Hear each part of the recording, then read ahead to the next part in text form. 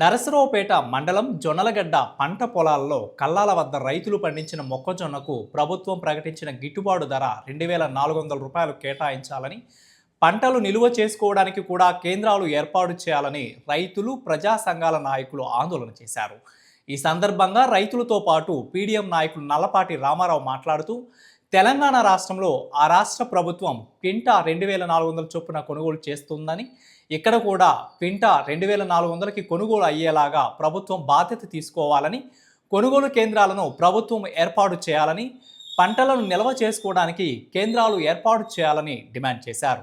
దయచేసి మొక్కజొన్న రైతులకు బాగా ఇబ్బంది పడుతున్నారు. కొని కూడా బస్తాలు పెట్టి మానుకుంటున్నారు. బోకర్లో మీరు కొనాలని గవర్నమెంట్ మేము కోరుకుంటున్నాం.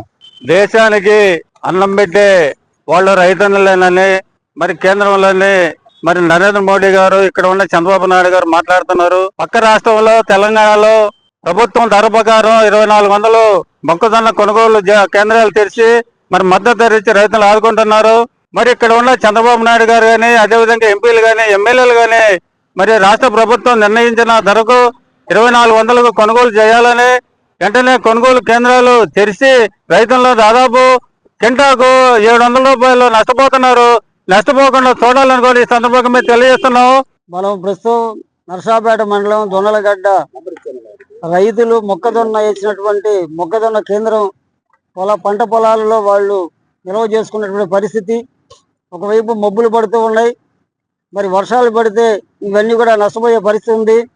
కొనుగోలు కేంద్రాలు లేవు, నిల్వ కేంద్రాలు లేవు, కనీస మద్దతు ధర లేదు.